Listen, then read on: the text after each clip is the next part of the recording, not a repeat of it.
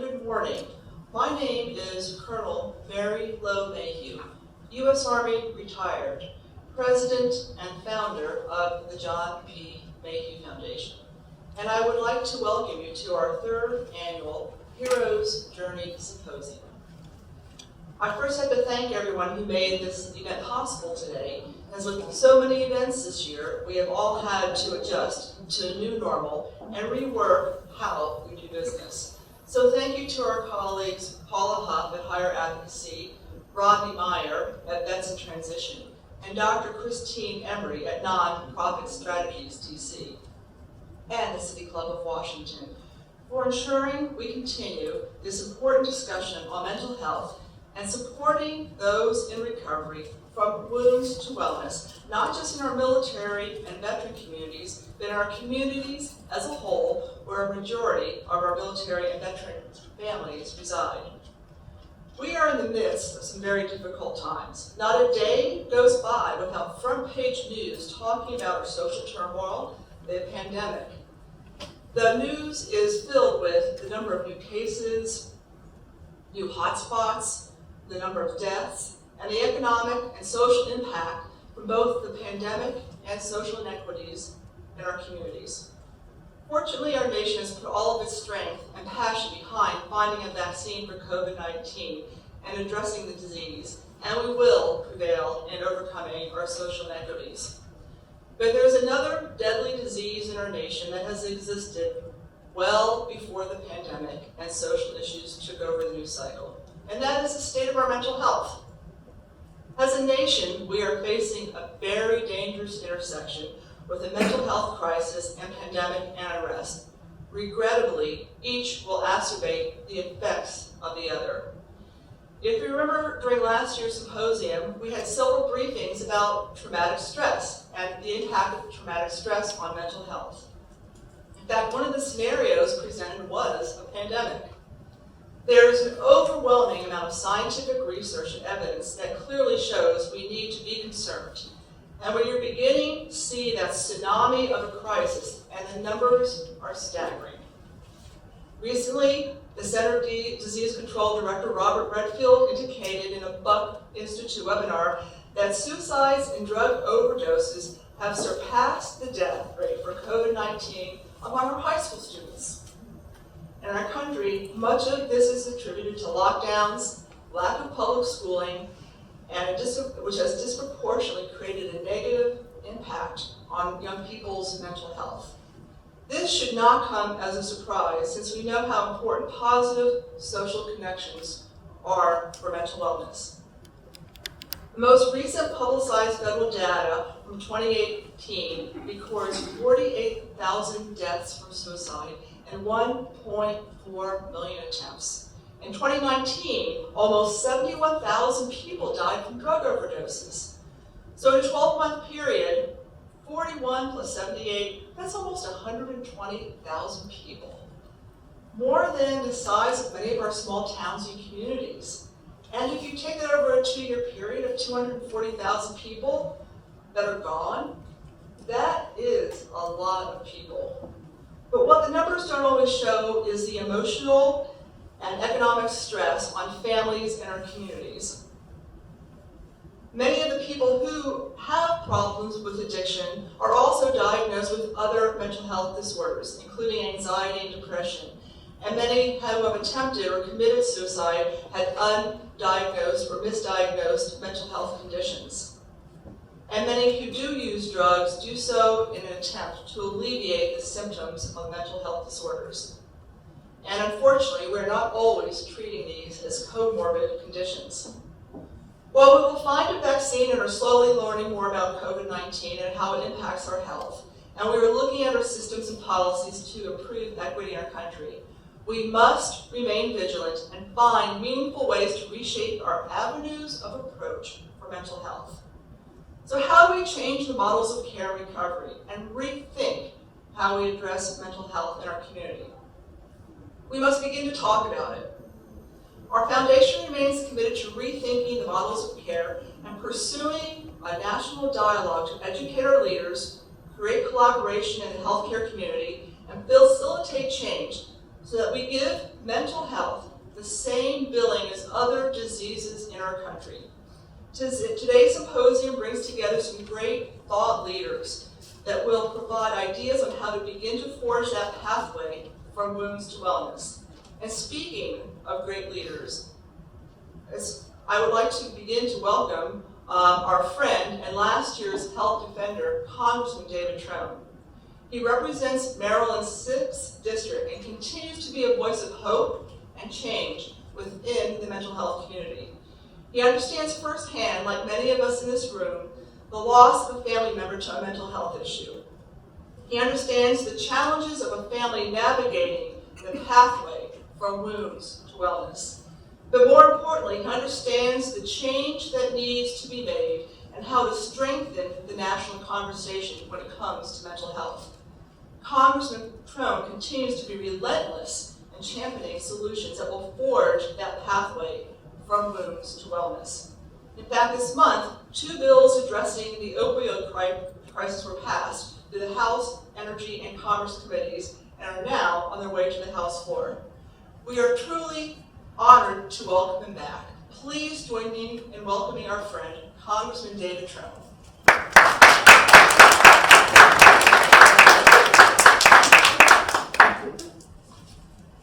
Good morning, everybody. Good morning. Good morning. Today we've got a purple mask on and a purple tie. And today is Congress Goes Purple Day. So we're trying to really look to drive attention to this crisis that we're so all way too well acquainted with. Last year, we had almost 200 members of Congress on the Capitol steps, led by Speaker Pelosi and Leader Hoyer, all in purple, to bring attention. Today, we're doing it virtually with minute videos by each member throughout their district to talk about how their district has been impacted by these dual crises. But let me first start and say thank you to the John J. Mayhugh Foundation and President Colonel Mary Lowe Mayhugh for the opportunity to be here today and speak. The work of the Mayhugh Foundation is critical to ending the mental health and addiction crisis that we have in America. I couldn't be more grateful for the team and having been awarded the Mental Health Defender the award last year.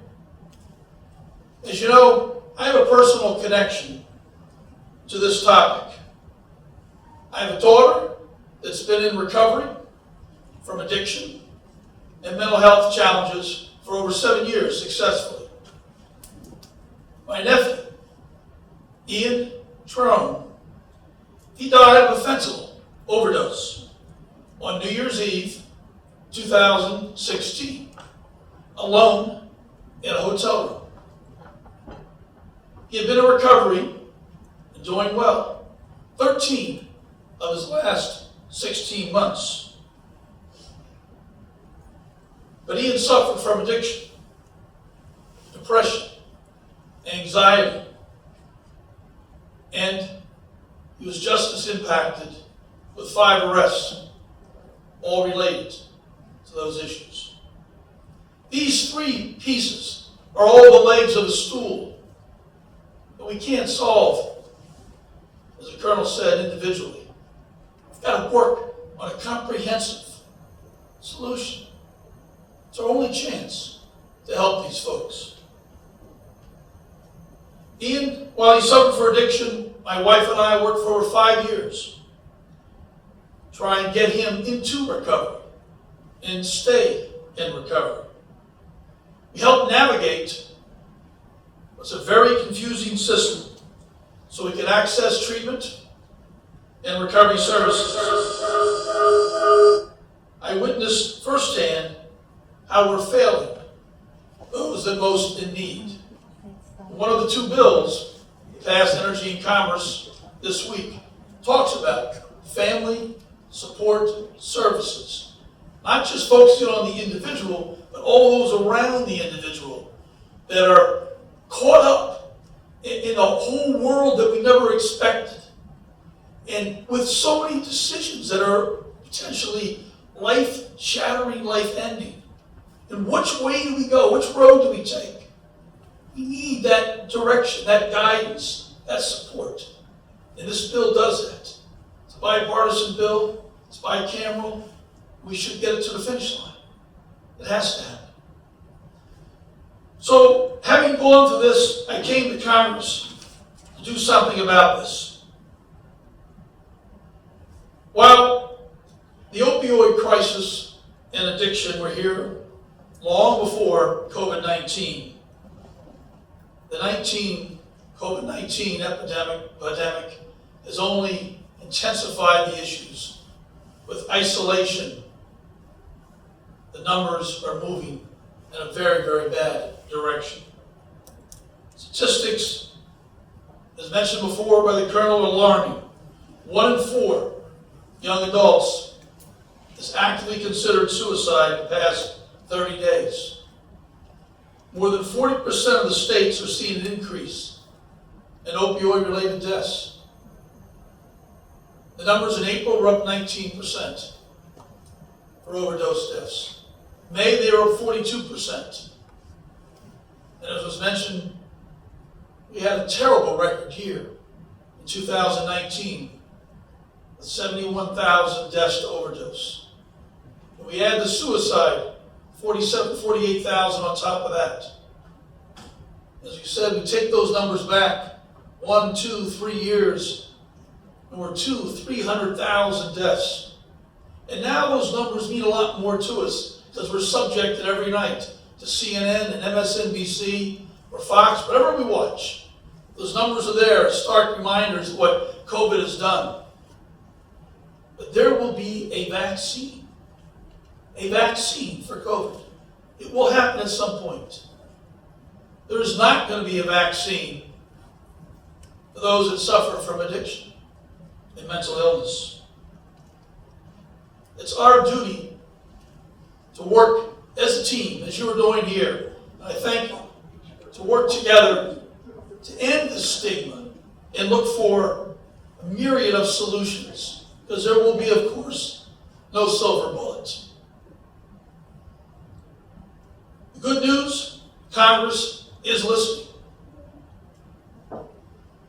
As mentioned just last week, Energy and Commerce passed out 2 of our bills. The State Opioid Response Grant and Authorization Act, which is put together by our freshman working group, which I founded when I came to Congress, of 65 members from 32 states, put together a bipartisan bill. Over 40 bills now we put together. 40. Almost every single one bipartisan on addiction and mental health. And we're rolling them through Energy and Commerce, Judiciary, Foreign Affairs, even with fentanyl coming in from China. We have a commission which I've been appointed to serve as the Democrat member from the House. 1 member from the Senate, each party the same from the House. The drug czar, right now Jim Carroll, DOD, Treasury, all coming together to how we can fix and stop the fentanyl from China and the precursor chemicals that are now going into Mexico. The second bill I mentioned a minute ago, the Family Support Services for Addiction Act, will provide help to national and local nonprofits, services to support the families as their loved ones access addiction. While this is a step in the right direction, we have so much more to go. We all know we can't solve these problems separately. And we can't solve them criminal issue that addiction is not a crime. Addiction is a disease. And until we treat it that way, that third leg of the stool of an unjust criminal justice system, we're not going to get the solutions that we need. So it's going to take all of us to create this change, but we have to do it together. I'll continue to work with Republicans, Democrats in 2021, and we're going to get mental health to be a parity, as it has to be, and the attention and the focus that this country and those folks that don't have a voice. They are absolutely those that are voiceless. And that's who we're here today for. That's a pretty good mission. Standing up for those that have no one to stand for them. And their lives are all in danger. Thank you for all that you folks do. Thank you.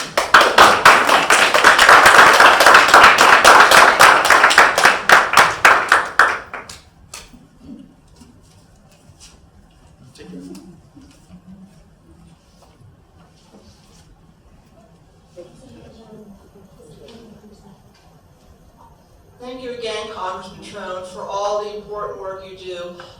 We can't do it without our legislators, and as a member of the military, when I talk about this sometimes, I do remind people that the pen is mightier than the sword. So thank you for your continued good works, and also to doing it not just, doing it from the heart. That makes a big difference. Thank you.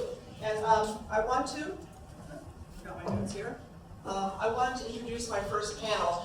This panel is truly near and dear to my heart.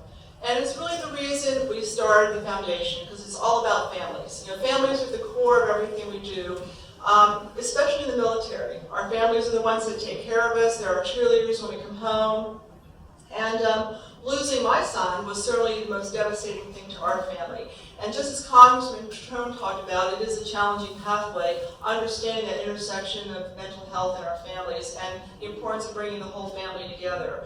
Our head facilitator today is going to be a longtime colleague of mine and a sister in crime in many ways, Deb Harmon-Pugh, who's president of the Healthy Caregiver Foundation and national campaign chair for Women Veterans Rock. Our first panelist is going to be Trish Glowacki, Executive Director of the Glowmedia Project and longtime friend of our family. And our sons were both very close friends. And when I lost my son, Trish was the first person at my door, giving me consolation, helping me walk that very difficult path. And we have Kayla Berry, a military family member who's been through some of these same tragedies. And thank you for your service as a military child, because her parents, Colonel and Mrs. Berry, I know are honored to have her here. And we're honored by our children, all they do is support us as military members. And Dr. Neil Bernstein. I just recently met Dr. Bernstein, but I'm so excited that he's joining our panel today. His expertise as an author and subject matter expert on adolescent psychology is going to be paramount to how we think about this. It can really begin to shape some of the things we do in improving mental health, especially with our youth and our families. So thank you to our panel, and we look forward to your conversation.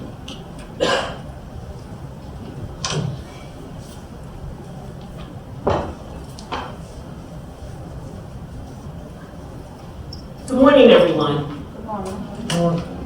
Thank you, Colonel, for that warm introduction, and I am pleased to be here with you today. I am Deborah Harmon-Pugh, and I am the president of the Healthy Caregiver Foundation. Our foundation has been dedicated to supporting families and family caregivers for nearly 20 years, and I am pleased to be here with you today. I want to welcome you once again to the third annual Heroes Journey Symposium. The theme this year is From Wounds to Wellness. We have assembled a panel of subject matter experts to discuss a series of important factors to aid and support families in striving for sound and strong mental health and wellness. Today's global community is challenged with a public health crisis, and today is the perfect time for you to join us for a mental health and wellness check-in. This check-in is designed to provide you and members of your families with important information to help us through what could be critical times. And I am pleased to be a part of this esteemed panel. So I'd just like to give you an overview of how we plan to bring information to you today. You will have an opportunity to have a short introduction from each one of our panelists. Then we will come back and hear an overview of the area of expertise and or experience that they represent. You will have an opportunity to have a short introduction from each one of our panelists. Then we will come back and hear an overview of the area of expertise and or experience that they represent. I'm really delighted. As it was stated earlier, we are joined by Dr. Neil Bernstein, Ms. Trish Glowacki, and Ms. Kayla Berry. I'd like to begin by asking each one of our esteemed panelists to introduce themselves, and then we'll come back to talk a bit about their expertise and their experience. Dr. Bernstein? Good morning. It's a pleasure to be here. And simply stated, I work in the trenches with teenagers, parents, families, and children from time to time. And it's going to be my pleasure to talk to you all about, let's call it, Parenting 101. The very, very basics is what I will share with you guys, the foundation for change and identifying issues. Thank you so much, Dr. Bernstein. As I said earlier, we've put together this collection of expertise and experience, and so Dr. Bernstein is going to represent the clinical aspect of the topics and matters that we'd like to discuss. Then I'm going to move on to Ms. Trish Glowacki, who brings her own series of experiences and expertise as well. Thank you, Deb. And thank you, Mary Lowe, for inviting me once again to participate in this symposium. It's just such an honor to be able to share some of my personal history and knowledge with you all today. Again, I'm Trish Glowacki. I am the Executive Director and Co-Founder of the Glowmedia project. And I share a personal history with Mary Lowe, as our sons were dear friends. And I also, well, my surviving son is a dear friend of Mary Lowe's son, John. But I also lost my son, Charlie, to an accidental OxyContin overdose on November 29, 2011, which is what spurred me to start the Glowmedia project and address not only addiction amongst young people today, but the mental health comorbidity issues that lead to drug abuse in the first place. Thank you. Well, thank you so much, and I appreciate that introduction. We also have with us Ms. Kayla Berry, and we're delighted to have her round out this collection of experience and expertise. Ms. Berry? Hi, I worked with Trish in the Glowmedia project on your most recent film, King of the World, and it was basically based off of my brother's experience with bipolar. And yes, I'm excited to offer any insight that I can as a family member who had a relative who struggled with mental health. Well, I want to welcome you all here today, and I'm just delighted about the portrait that we're going to be able to paint so that people can be educated, people can be connected, and they can walk away with resources that they can use beyond today's forum.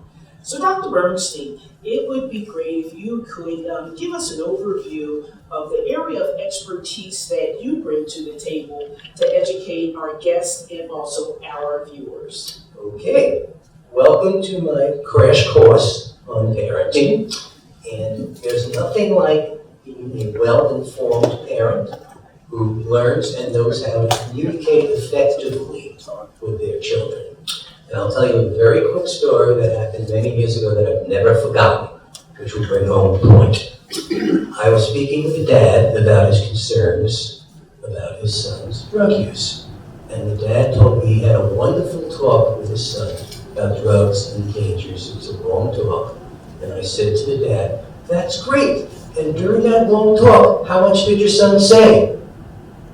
"Oh, he never said anything." Duh! A good talk is a two-way talk. It's an interaction between parent and child or parent and teenager. And it's important that our conversations be balanced. That is, we say what we have to say, and we need to hear very carefully what the young people have to say. And there are a few things you can do to enhance that I'm going to mention in my very best short talk. First of all, we need to be curious about their lives. We want to know about their friends, what they're doing, etc., etc. As teens are very fond of saying, quote, "Don't put me on the witness stand," be interrogating them. We should be dialoguing with them. We should be sharing our thoughts, listening to their thoughts, what they think is very important.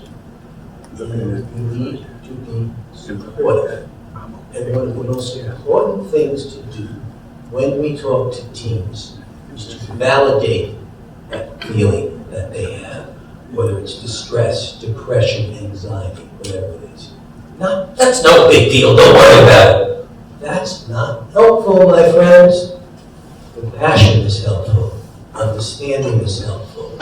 Problem solving is helpful, particularly when it's mutual. Next up, plain old limit setting. Parents need to set limits. And we, as parents, need to strike a balance between two things kids talk about. Parents who are control freaks and parents who are chill. And worse yet, teen language, parents who are clueless. And ideally, we're somewhere in the middle of a chill parent and a controlling parent. And how much we do or don't do, ideally, should be determined by the young person's behavior. And that means we have to observe them carefully in terms of what they're doing. We need to monitor and oversee their behavior. And surprise, surprise, we need to regulate technology, especially in this COVID area, where it's the fallback setting for many kids. It's their only social connection. So it's really a challenge. And if indeed we're punishing our young people, which sometimes we need to do, I strongly recommend constructive punishment rather than punitive punishment. That is, good punishment helps the kid to learn an important lesson. Spanking, taking away something they love forever, doesn't quite cut it. Contributing to the family in a positive way, doing errands, chores, talking about things, helping someone else. All of that is important. Which brings me to my next essential role of good parenting. That is to create empathy in our kids. To help them to feel for other people, to understand what we're doing and what society is doing that is hurting other people. And to discuss things, whether it's news events, school news, whatever's going on, what they think is important. And one trick that I find very useful for parents with teens, and with my own work with kids, is something we call universalizing. That means rather than interrogating them, we tell them what we've learned from other people. You know, I know these are really tough times. I know you guys are pretty bored with school, and you really want to get out there and do things, and I can only imagine how hard that might be. And help them to realize that. Discuss events with the news and all of that stuff. Understand that kids have a very strong need for connection and belongingness. I don't know how many of you know adolescent jargon, but watch out for FOMO, F-O-M-O. I won't ask for a show of hands, but FOMO stands for fear of missing out. Kids worry about that, they want to belong, and we have to help them to do it in a healthy way. We have to help them to define themselves, to have pride, to believe in themselves, to very simply but importantly learn how to say no sometimes. I'm sorry, I'm not interested in doing that. I'm not interested in trying that. This is the role we serve, not to reprimand them, but to guide them.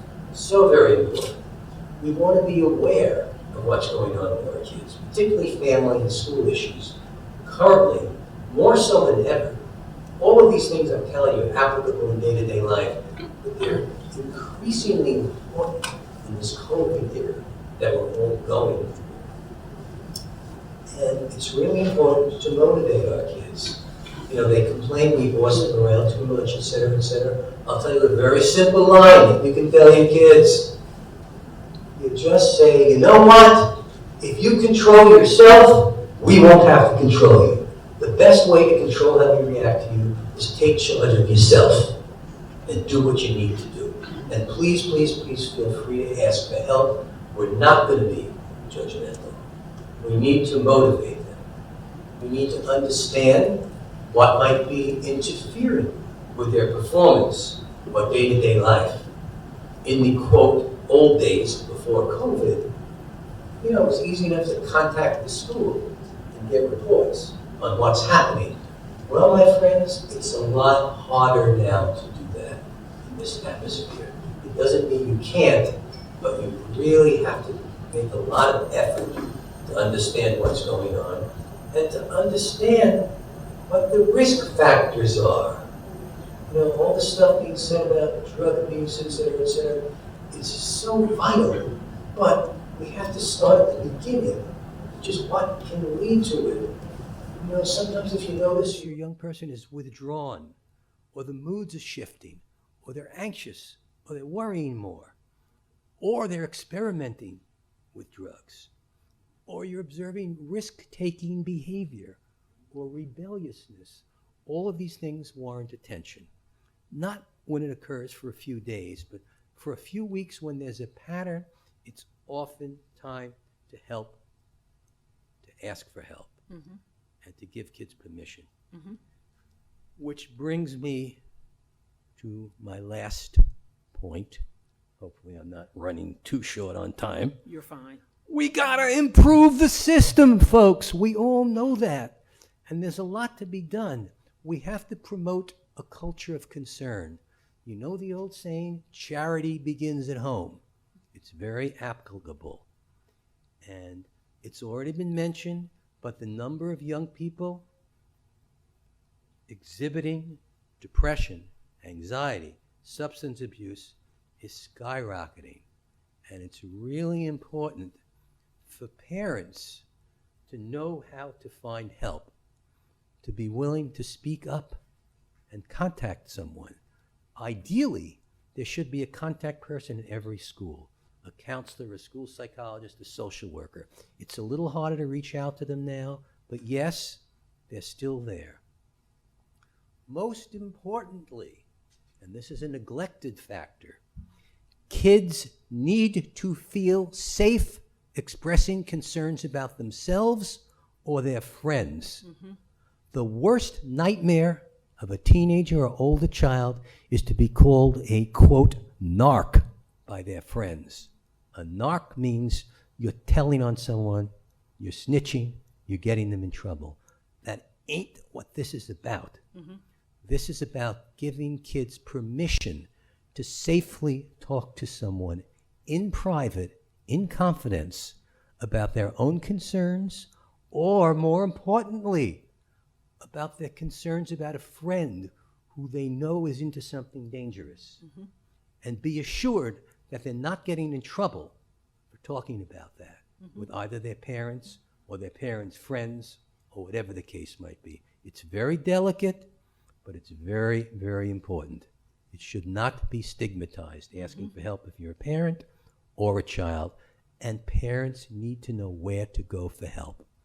And in these so very, very difficult times, sometimes it's not so easy to do that.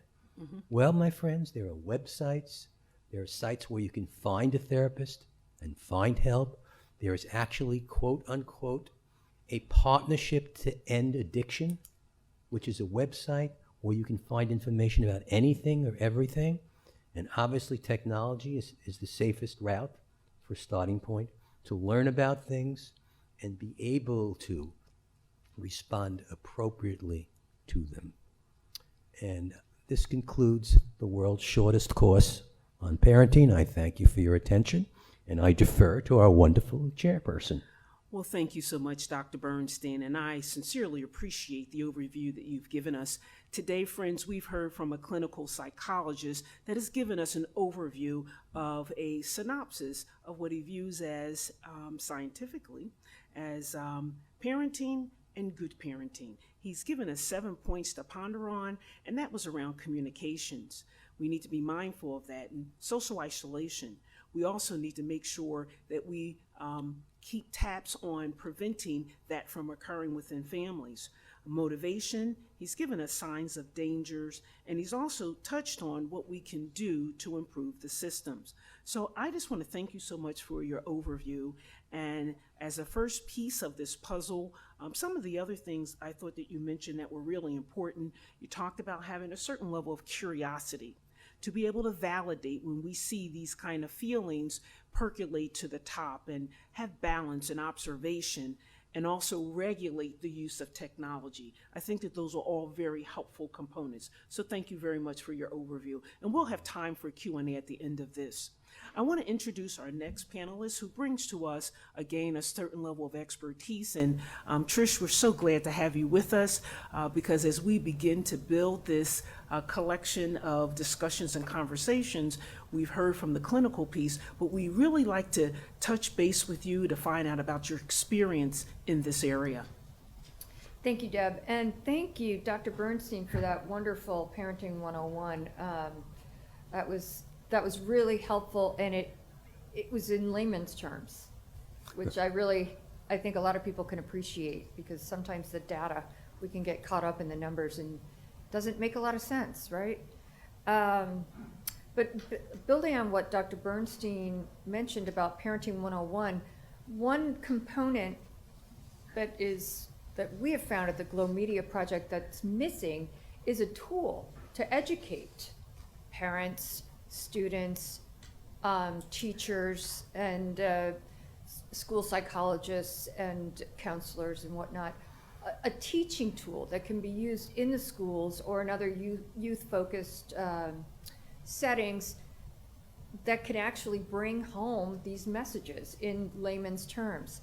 Dr. Bernstein talked about creating empathy for kids today, and creating it or teaching it. Can it be taught?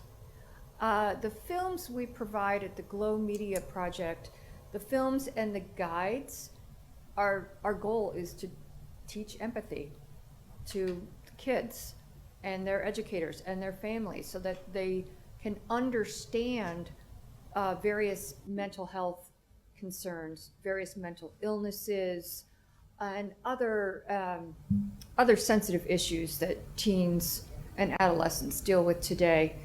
Our latest project, called King of the World, addresses the very difficult, often misunderstood diagnosis of bipolar disorder. Kayla Berry co-wrote that script with our head script consultant and psychological consultant, Dr. Andrea Hansel.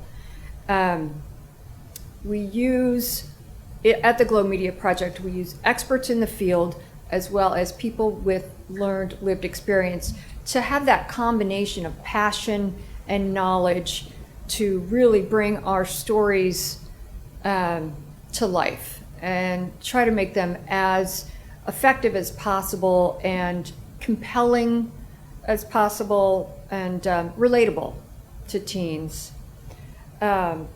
Right now, during COVID, we're unable to film any new productions. We have two films we're ready to film. One in particular addressing suicide, which we will film as soon as guidelines allow us to do so safely and within budget. It's pretty expensive to film during COVID right now. I know some studios are doing so, but that's out of our wheelhouse, so to speak. But in the meantime, we at the Glowmedia project, we said, what can we do? What can we do to continue to reach out to our target audience, which is teens, their families, and educators? And we've started working on a documentary addressing the mental wellness of teens during these difficult times, during COVID. I know we have a clip. I'm not sure if we're able to show it. No? Okay. We can't show the clip today, but we do have a documentary we've been working on titled Unimaginable. And we've been following teens across the country from different backgrounds and asking them a series of questions about what it's been like living during COVID. Some of the answers are just heartbreaking, just so challenging.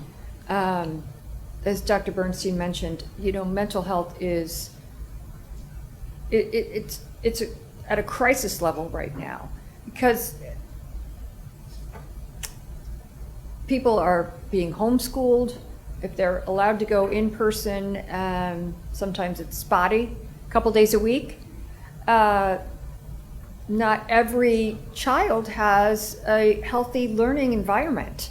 Some of them don't even have Wi-Fi. I was reading an article this morning about some of the challenges of actually teaching students remotely. Some of the students are on laptops in a McDonald's, plugged into their Wi-Fi. They don't want to be on camera because they don't want their fellow students to see their background on the camera. It's just heartbreaking.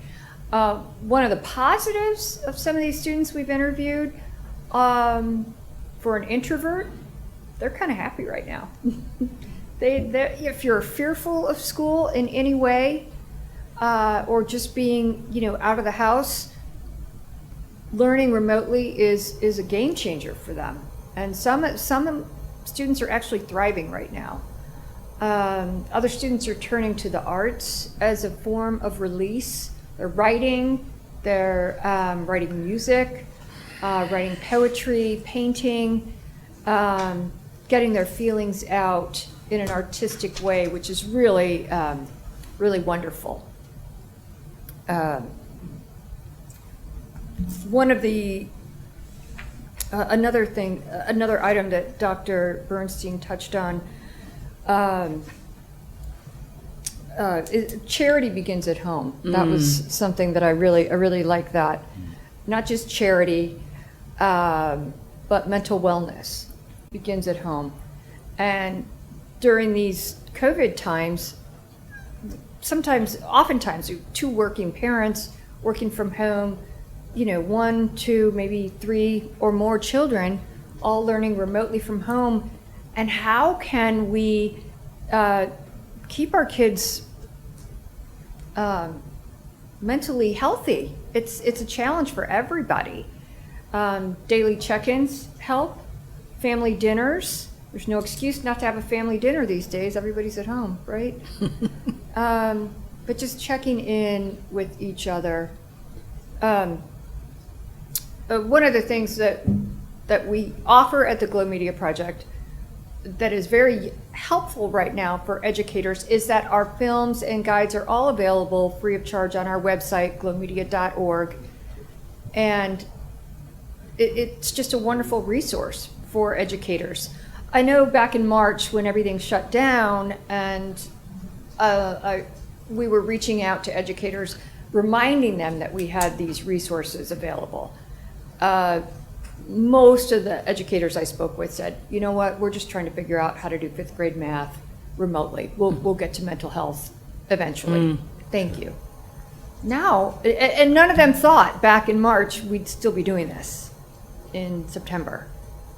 So now educators are coming to the website. They're saying, okay, we really do need to address this because not only do we have to teach math and science and reading, but we have to address what's known in the field as SEL, social emotional learning. Deb's nodding her head. She understands the importance of this. And it's kind of a buzzword in education right now. Social emotional learning. If you haven't heard of it, you will hear of it soon. But it's something that educators are taking note of, and particularly during these difficult times, it's going to be part of the curriculum. And the school day can be longer now that everybody's at home. So there is room to add social emotional learning to the curriculum. We have films and guides that are wonderful teaching tools. And I just think it's an important time for educators everywhere to take advantage of all the resources available. Well, Trish, I just thank you so much for being here today. And you've pointed out a couple of really important things that I'd just like to revisit. The importance of having teaching tools to educate our children in school. And I know that our education community is challenged with not only this public health crisis, but how do we educate our children safely, securely, and thoroughly from a home environment? And I think that that's really important. And so you bring to today's discussion as a filmmaker, a person who has an amazing expertise in telling stories. I think it's important for people to know at Glowmedia, you are telling stories to keep the public and the community at large connected to what's going on in terms of mental health and wellness. And I want to applaud you for the work that you're doing, because it's vitally important, because we don't talk enough about the importance of mental health and wellness. You mentioned, Trish, that you have 2 film projects that are in the pipeline. Mm-hmm. And one film project you talked about was King of the World. And also, I heard you touch on your documentary, and that's about mental wellness in teens, and it is called Unimaginable. Mm-hmm. Can you tell us just a little snippet about those 2 productions that you have in the pipeline? Because once again, I think that Glowmedia is doing an amazing job of telling these stories so that we can keep this front and center. Mm-hmm. Thank you. The documentary is actually a pivot for us at the Glowmedia Project, mm-hmm. because our standard film is approximately 10 minutes. It's a narrative short film, mm-hmm. And it's starring teens in a situation, and it's I'm sorry, I'm lost my train of thought. Anyway, they're narrative shorts. Mm-hmm. Mm-hmm. We can't film those right now due to COVID restrictions. Sure. So the documentary that I was talking about is a series of Zoom focus group calls with teens from across the country. We've done 26 interviews to date, and we have 30 more to go. Fantastic. Yeah, and we're touching on various subjects, including how teens are coping at mm-hmm. home. Mm-hmm. So a lot are turning to the arts. Researchers are actually warning that the pandemic may affect the mental health of children and teenagers more than adults during and after this period of isolation. We're like living through a chapter in a history book, and it's like we don't really know how that chapter is going to end. Not knowing what is going to happen next is, I don't know, it's a lot to take. Normal just got like taken away. Felt like nothing was in my control at all. Kind of felt like I was screaming into a void. I just needed the hugs and support, but I really couldn't get it. That motivation to go to school and do well was just gone. Social media, I don't feel as I'm very social on it. It takes more of a toll on your mental health than you realize. I like to pretend like it didn't happen. It's hard to notice like, okay, like right now I need help. I think a lot of teenagers probably struggle with that. I definitely feel like I turn to the arts when I'm having like anxiety or like depressive thoughts. Music has been like a super big part of that. Painting too, like it's just so therapeutic. It's something that I recently started, a new way for me to cope. I was actually hospitalized in the end of July for depression, PTSD, and anxiety. I lost people during the pandemic. It was just a lot of stress. And I just wanted to like give up at one point. I've been really sad and like kind of anxious about the pandemic. I was really excited for my senior year. At the same time, it's been an exciting time because I've gotten to like try new things and be creative. Although I felt really disconnected, I also realized that so many more people care about me than I thought. I learned what's really important in life, which is family. I would not be in a great mental state if I was doing it alone. Going through this together is really what's going to help us pull through. Remarkable. Chaotic. Amazing. Lonely. Eye-opening. Confusing. Empowering. Overwhelming. Change. Reality. Uncertain. Unimaginable.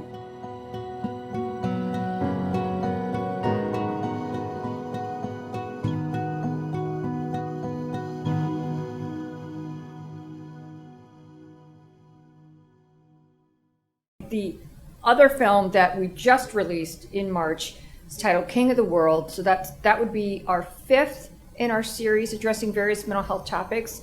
And that film addresses, in particular, bipolar disorder. And it was co-written by my colleague Kayla Berry here. And I think she can speak much. She can speak to that film. Terrific, terrific. Well, Trish, I want to thank you. I just want to let our listeners and our audience and our guests know that I've heard you say that mental health is just as important or equally as important as physical health. And it is important in these times that we are challenged to be able to maintain some level of normalcy in our lives and in our communities, that we should not neglect the fact that mental health is just as vitally important as physical health. So thank you for that. And I just want to remind people that glowmedia.org has an amazing treasure trove of resources. And we encourage people to go there to find out more about the important work that you're doing. So we've had 2 parts to this panel so far. We've had our clinical psychologists bring to the table and talk about the importance of good parenting and some of the tools that we can use. We've had our expert in terms of telling stories, in terms of connecting with this community. Come to the table and provide us with another resource that we can reach out to at glowmedia.org. The next part of this amazing panel that we're going to put together is we're going to link in the 3rd dot. And that 3rd dot brings to us some real life experience that I think that you'll find riveting to hear. And this is Miss Kayla Berry. We've already referred to her several times as being one of the co-contributors, co-writers of one of the productions done by Glowmedia, and that is King of the World. Kayla, I want to welcome you here and thank you for rounding out this discussion. Hi, so I guess I'll speak mostly on why I am so passionate and love the Glowmedia project, and it really hits close to home. And I really do believe that the work that Trish is doing is extremely important, because the students that she seeks out to reach out to, I was that student. My brother got diagnosed with bipolar when I was about 13, and he continued to have manic and depressive episodes almost yearly up until my junior year in college when he passed away. And for some people who don't know what that looks like sometimes leaving randomly to go on long adventures to either Florida or go to the airport to try and leave. It looks like sometimes making our kitchen a makeshift hospital because we struggled to find him care and get him admitted into the hospital. It's often when he was in manic episodes, it was a day-to-day thing that every single family member had to just work with him, and it was a daily struggle. And then followed by oftentimes extreme depressive episodes. And so I am working with the Glowmedia project. I initially didn't know how much of an impact they really are having, and I know will continue to have. I think of the times when I was in high school. I specifically remember one time he was already diagnosed with bipolar, sitting in a class in high school, and the teacher talking about bipolar, and I had never talked about it with any of my friends, any of the students. No one really knew, because it was a secret that we felt like we needed to keep because we were fearful of what would people think. And it took almost 8 years to finally feel comfortable talking about it. And when we finally talked about it with people, we realized that it wasn't that scary. People were really understanding, or they had a family member who did struggle with it. So my biggest thing is that people who are my age, older, start really having these conversations, and that's what the Glowmedia project is really trying to do. They're bringing these films into schools and having conversations that I know, if were started in my high school, would have allowed me to have these conversations with people and feel more supported. So yeah, I'm grateful for the Glowmedia project, and I know there are students who, when you bring it into schools, they are going to may sit there and not say anything yet, but they're going to be like, wow, somebody is trying to talk about it. So, yes. Kayla, thank you for that. And first, I'd like to say I'm so sorry to hear about your loss. And I just want to thank you for sharing your story today, because I understand how difficult and how sensitive that can be, but I also understand it's important. And I want to thank you for being a brave and caring student, getting involved with a project like Glowmedia, and also being here today so that you can lift the veil. You had mentioned that your family, and like a lot of families, deal with these kinds of issues through secrecy. And part of that secrecy is because they're not sure how to deal with it. They're uncertain of how people are going to respond to it. So I just want to thank you for your braveness today. And I want to thank you for allowing us to enter into that space that you have that most people consider to be very private.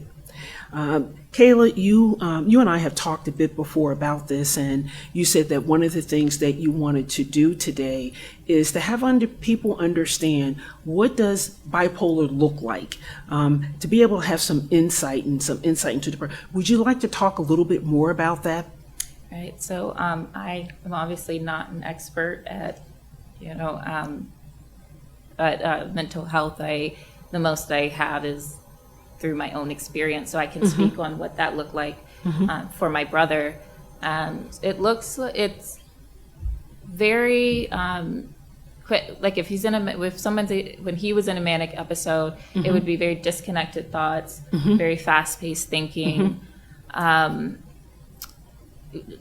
call them delusions of grandeur. So it's wanting to believing that you are maybe famous, or believing that you. For him, it was very biblical. He believed that he could move water, and just like that, the level that he had with it, and it's very risky. Also, he had very risky behavior, so he would sometimes just hop in the car and drive till the gas ran out. And I mean, one time he made it to Florida. So, that's what it looked like in our household with him. And it was consistent because also there's lack of sleeping. Sure. And so, it was a 24/7 deal when he was in a manic episode. And then his depressive episodes, was just laying in bed, not having any motivation to do things that he usually loved to do, such as going to the gym. He loved to act. Even that's when we knew when he felt like he couldn't do that.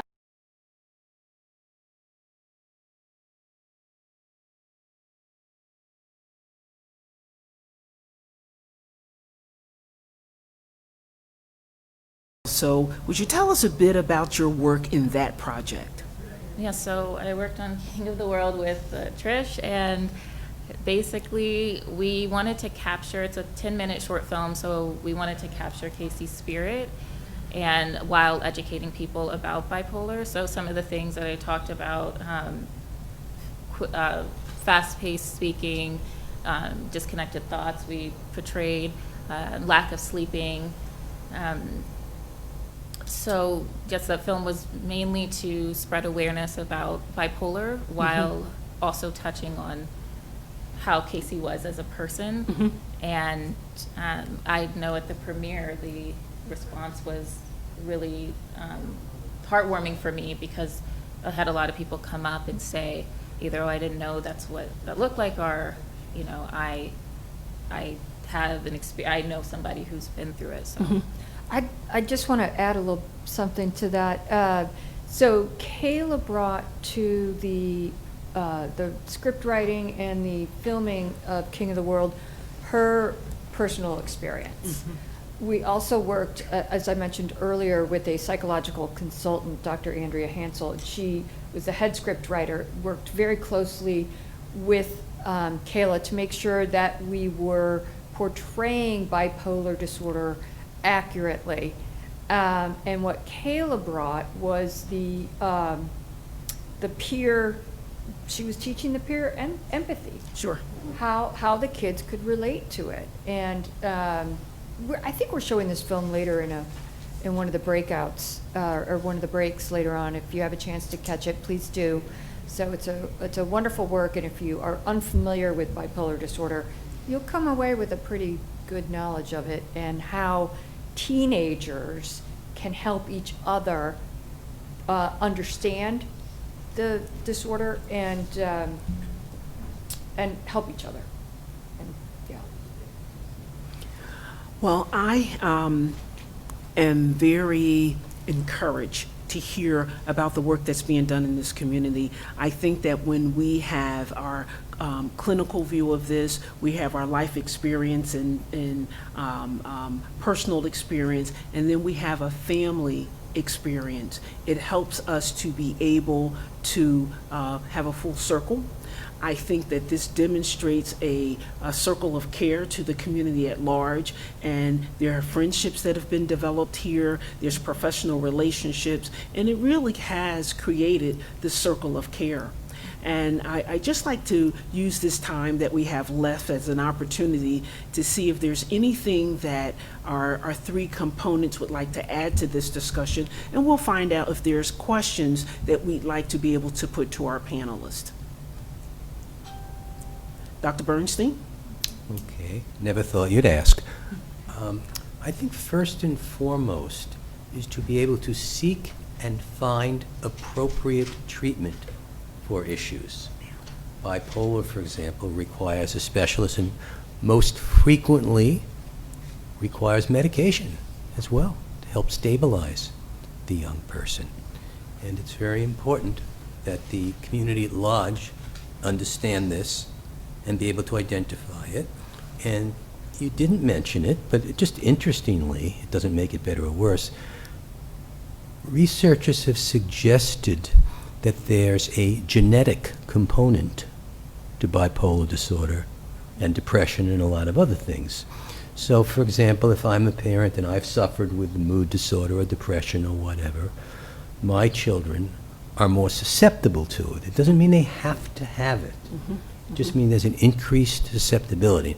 Of course, what we've heard the most about over the years is with alcoholism. Mm-hmm. So that's why, to reiterate what you're saying, early identification is so very important, as is proper intervention, and knowing that it's available, knowing how to find it. A lot of people are, embarrassed to share these things, and it's wonderful that you're bringing it out in the open. And, I remember many years ago, I was told, actually, by my therapist in my youth, you're not so perfect and don't expect everybody else to be. And I think it's such an important fundamental concept for all of us to embrace when we look at those around us and our loved ones and whatever the case might be. It's okay to show weakness and vulnerability. Mm-hmm. That's what humanity is about. Mm-hmm. And we respect you for doing that. Mm-hmm. And it's a hard notion to embrace, but an important notion to embrace. And I think, Tricia, I admire what you're doing because that's helping young people to embrace these notions. Speak up. It's okay, whatever the issue is, to have feelings on it. And I can't tell you how many young people I've dealt with over the years who were so very private about their issues, feeling like, oh God, I can't share this. Kids would laugh at me. I'd be too embarrassed, this kind of thing. Now, of course, with the help of technology, more and more kids are broadcasting these things, which is the other extreme that we need to be aware of. And just to alert you to the adolescent world of communication, they have something called an attention hoe. That's someone who constantly seeks attention and does this just to bring attention to themselves.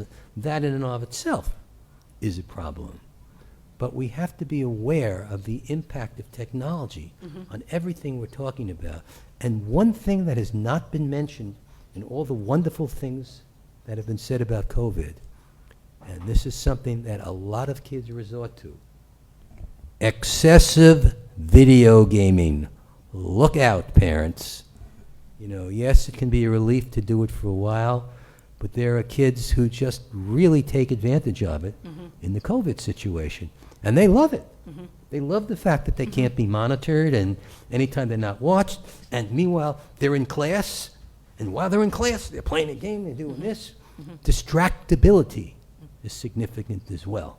I could go on, but I don't want to be a hog, so Well, I'll defer. you know, what's been mentioned quite a bit today is we've touched on is this whole concept of family, and we have different views of family now. We feel a greater sense of connectedness out of choice or chance, and I think that when we look at this environment that we've been existing in, one of the things I'd like for us to talk a little bit about is the grandparent factor, the grandchild, because we've talked about parents, we've talked about siblings, we've talked about families generically. How does the grandparent or the grandchild factor into today's discussion? Would you guys like to comment, or should I grab the mic again? Go right ahead. Oh, duh, being a grandpa. Well, first of all, the hardest thing about COVID is if you have grandchildren out of town, man, whoa, that is really difficult. Welcome FaceTime, and use it as much as you can. And coincidentally, I'm working on a book now about parenting your grown children. And, you know, we need to be able to say the right thing in the right way to our kids, and in relating to our grandchildren, to share observations without being controlling, being concerned, and to welcome inquiries and advice, and to know when we're pushing it too far. Different kids have different boundaries. Now, the truth be told, being a grandparent or a parent of grown children is very reflective on the relationships we've developed with them when they were younger. You know, and it's hard to set back the clock and do a reset, but it's possible. And we have to be honest with ourselves about what we're doing and why. Well, Dr. Bernstein, the reason why I brought up about the grandparenting piece, because we've talked about families, we've talked about technology, and even touched on the sense of extensive use of technology. But right now, in the environment that we exist, technology is a double-sided coin. And it can be to one extreme where it might be an overusage, but it's also connecting families. It's connecting grandparents. And so when children and families are unable to have that live, in the good old days, which is not that long ago, that live in-person experience, technology is keeping us connected. And so what I'd like to do is, as we turn the corner in today's panel discussion, is to talk about how do we prepare families, how do we arm parents and children with leading, satisfying, and fulfilling lives. Because we know that there's challenges with the public health crisis. We know that mental health and wellness is an issue. And so for all of us, for our filmmaker and our storytellers, for family, siblings, and for our clinical community, how do we encourage people to live satisfying and fulfilling lives? Trish, I'm going to come back to you, because you've talked about the importance of teaching tools in schools, having empathy, and social, emotional learning. So let's take that and begin to bring some final shape to today's panel discussion as it relates to how we can encourage, arm, and prepare our communities for living satisfying and fulfilling lives, and they're struggling with mental health and wellness. That's a very tall order to try to teach SEL and how it is important and how it can really round out a fully formed student, child, adolescent, teenager, but it is so important. You're right. Yes. And how can we do it as a society? I do believe that there, just panels like these, the symposium that Mary Lowe's put together, more awareness about the importance of mental health is how we as a country are going to be able to teach empathy to our children. Great. I think it's very, very important, and we all have to do it together. Great, great. Thank you for that. Kayla, you know that we are focusing in on pathways from wounds to wellness, and I think that you have a very important voice in this discussion. So what is it that you'd like to leave our listeners with and our guests today with? In terms of creating, traveling, and being on this path of wounds to wellness. I guess I've talked about, I said it before, but I do think communication is extremely important. I think talking about it is extremely important. I think you cannot fix a problem if it's not being talked about. If you don't know what it is, you can't fix it. Unfortunately, mental health has been behind in that regard, and it's now starting to get talked about. So I really emphasize that. And then lastly, I guess not to pick and choose the wounds that we talk about in regard to mental health. I know that from depression and anxiety, that is something that as a young person, I'm on social media platforms and I see that a lot, and I love it.